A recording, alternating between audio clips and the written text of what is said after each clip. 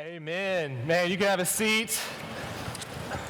Welcome to Resurrection Week. We are so excited for this week, one of the most important weeks in the Christian world, a week where churches all over the world join together to tell the story of Jesus, to remember the story of Jesus, to tell the story of the Son of God, whose ministry was minimized, whose spirituality was trivialized, whose life and death was politicized, and who was unjustly crucified. And the whole time we tell the story of Resurrection Week, we look to Sunday, right? We know what happens on Sunday. We know that the tomb that Jesus was put in on Friday wasn't an eternal home. It was a short-term rental. That on Sunday, Jesus was going to be raised from the dead, that the Son of God, by the hand of God, would come out of the grave, defeating sin, defeating death, defeating Satan, and that because of him, people would come to him, experience freedom in his name, experience life in his name, experience new resurrection in his name, the risen Christ, all because of this Sunday, Easter Sunday, and I don't believe any of it. At least that's what Thomas says. In our story this morning, Thomas, in the face of the resurrection, in the midst of the celebration and jubilation surrounding Jesus' resurrection, when his friends tell him, Jesus is back, we've seen him, he's alive, he's back, everything's okay, Thomas responds, I don't believe it. And Thomas is the first to vocalize the feelings of many who will follow after him, who respond to the resurrection of Jesus with doubt, with uncertainty. A long list of people that includes names like St. Augustine, includes names like Martin Luther, C.S. Lewis, Mother Teresa, Pope Francis, Brent Roe-Hall. And maybe you add your name to that list too. Maybe you would add your name to a list of people who've experienced a season or still in a season of doubt, of skepticism, of questions, or maybe just uncertainty. Now, some of you in this room wouldn't describe your faith journey with any of those words, and I want to honor your faithfulness this morning. But I know, I've talked to many of you. I remember college. I know that college is an opportunity, sometimes the first opportunity for us to look at our faith tradition that we've inherited and to ask questions and to critically analyze. And maybe for some of you that means that you have entered a journey of questioning and of doubt and of skepticism and of uncertainty. And you might be wondering in a week like this week, is there space for me in Resurrection Week? Like, does Jesus have space for me in Resurrection Week with my questions? Is there a faith community? Does this faith community have space for me in Resurrection Week? This morning, I want to tell you, I want to assure you, I wish I could look you in the eye. I want to remind myself that there is space, there is a place for the uncertain, for the unsure, for the content and the confident in Resurrection Week. I want to assure you that Jesus has room for all of us, that this community has a place for all of us, and I think that this story, the story of Thomas, reminds us that whether we are content with our answers or we are wrestling with questions, that we can prepare our hearts to receive and be received by the risen Christ. So I want to dig into this story a little bit deeper. I want to look at some of the characters in this story and help us see some ways that we can posture our hearts in this week for Easter Sunday. First, I want to look at Thomas. Thomas, who is usually talked about in the context of his nickname, Doubting Thomas. right? This person that sometimes we look at under the assumption that he was a weak follower. And I'm going to press into that assumption a little bit because I don't think Thomas was a weak follower at all. There's a moment earlier in Thomas's life, in Jesus' story, where Jesus wants to go to a town to visit some family friends. But the issue is that not too long before this, Jesus entered that town and was almost stoned to death. And Jesus wants to go back to this place where he almost died. And his disciples say, Jesus, we can't go back there. We'll die. All the disciples respond that way except for one. There's one disciple, maybe you can guess who it is, Thomas, who speaks up and says to the other disciples, let us also go with him that we may die with him. Thomas wasn't a weak follower. He's ready to follow Jesus anywhere, even if it means his death. Thomas was one who took his faith seriously. He knew that when he committed to Jesus, it meant something. It required something. It might even require his life. To follow Jesus is no small task. Thomas knew that. I think especially in his questions. One of the things I love about Thomas is that Thomas's sincerity wasn't dependent upon his certainty. The other thing I love about Thomas in this scene is, he's heard about how Jesus has come back. His friends have told him how Jesus has come back. He's expressed his doubts, his concerns, his disbeliefs. And this might be a moment where some of us, I know I have been tempted in those moments, those seasons of skepticism, to back away from communities of faith, to try and solve my problems in silence, in private. But what I love about Thomas is that in the midst of his questions and doubts, he doesn't back away. Thomas leans in. We're told in the story that Thomas was with the disciples. That in Thomas's season of doubts and of questions, he has not given up on the community that has loved him to this point. Oh, if I could encourage you, if I could remind myself of something this morning, it's that in the seasons of doubts and questions and skepticism, don't back away from those people who have loved you. Don't try to solve everything on your own. Don't try to back away in silence or minimize your doubts. Lean in to your community. Lean in even closer. There are times, I know, there are times where you need to back away. I don't want to disregard that. But maybe this is a season for you that you can lean in even closer to a community of faith that has loved you and cared for you well. Maybe you can find that community here on this campus. I hope that you can. Because whenever you stay committed to and you lean in with a community like that, you might be surprised by what happens. Like in this instance in our story, when the disciples gather again and Thomas joins with them, and who shows up? Jesus. Jesus shows up again just like he did before.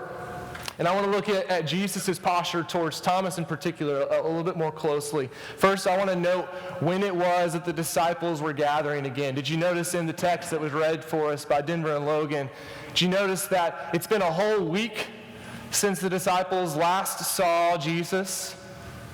It's been a whole week, which means that it's been a whole week since Thomas first expressed his doubts and his concerns and his questions. It's been a whole week, which tells me, makes me think, makes me guess, infer that maybe Jesus isn't afraid of Thomas's questions or doubts. Like Jesus isn't in a rush to come and fix Thomas or to readjust Thomas or to assure Thomas.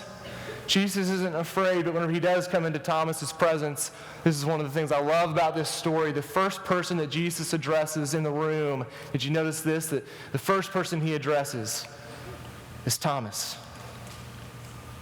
Jesus looks at Thomas and says, Thomas, I hear you've been looking for me.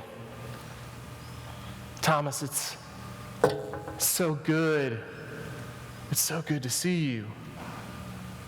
The person that Jesus moves closer to is the one that many of us might have called the weaker follower. It's the person with questions or concerns or uncertainties. Man, but isn't that the story of Jesus' life? Like, hasn't his life been full of these instances of people posing questions and Jesus leaning in closer? I think about the story of a religious leader who comes to Jesus in the middle of the night, full of questions and concerns, and Jesus leans in closer and hears him out. Or I think about a time whenever Jesus' cousin, his partner in ministry, John the Baptist, is in prison because of Jesus, and it has some questions and some concerns about whether Jesus is who he's always said that he is. And Jesus leans in closer and he hears him out. I think about another time where Mary and Martha, some of Jesus' dearest friends, have just lost their brother, and they come to Jesus and they point at Jesus and they press Jesus and they beat Jesus on his chest and they ask him questions. Jesus, why weren't you here? And Jesus leans in and hears them out. Jesus is always moving closer and closer to people who are pressing, who are asking, who are probing and prodding, people who are uncertain. Jesus moves closer to those people. Jesus has space for those of us with questions, uncertainties, doubts. I think that's why the disciples respond the way that they do in this story. I want to point out one last thing from this story for us.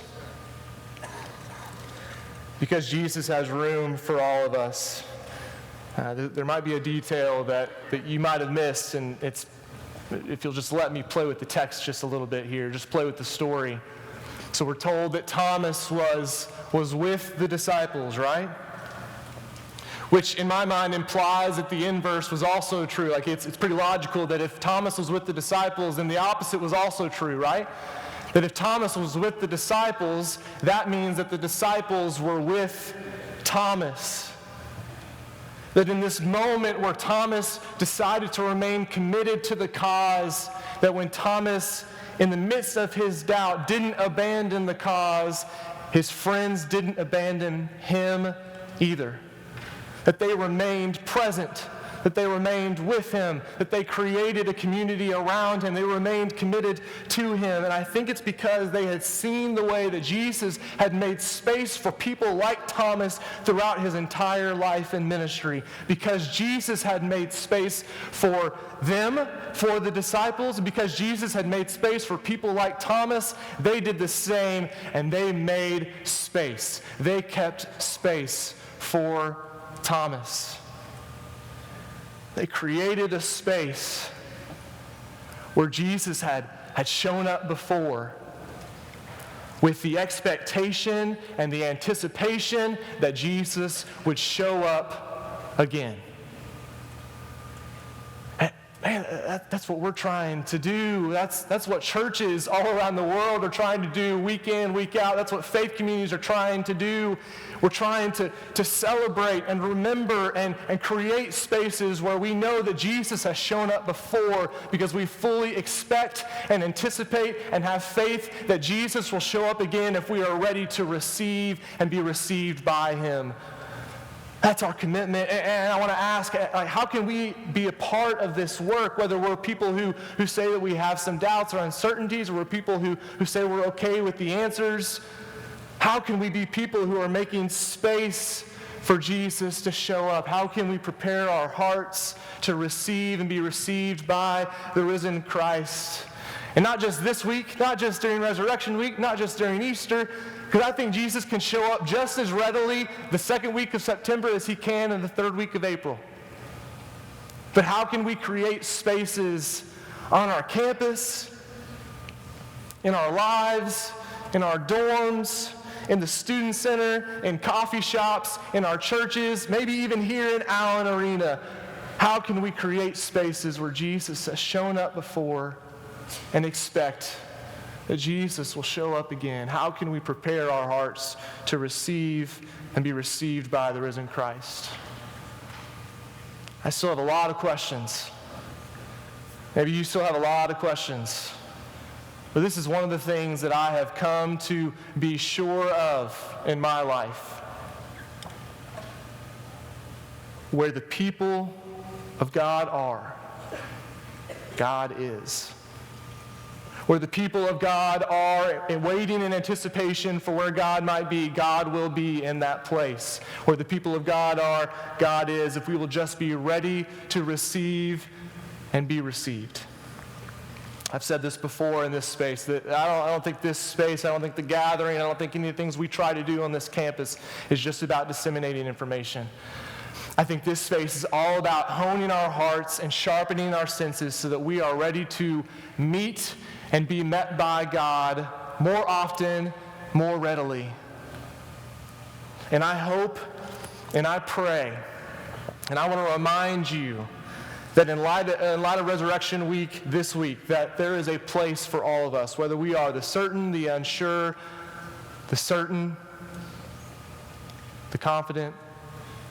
There is a space for all of us this week. Jesus has a space for all of us. There is space in this community for all of us this week if we will posture our hearts and be ready to meet and be met by God. God, I thank you for seasons like this one, where we have the opportunity to lean in a little bit closer, where it just seems like your name is more ready on our lips and we're more attuned to where you are in the world. God, I pray that you would give us eyes and ears and hearts to receive and be received by you all the time. I pray you would give us opportunity to create spaces on our campus to rally around people who have questions and concerns. And as we all journey towards you together, would you give us the faith to create spaces where we know that you will be, to recognize your presence in our lives. We love you so much. Pray over my friends here. Amen. Hey, thank you for being here this morning. I hope that you are blessed this week. We've got a little something for you to help you get through the rest of today. In honor of making spaces where God can show up, we have donuts for you upstairs. If God's not in donuts, I don't know where God is. Enjoy. Be blessed this week. We love you so much.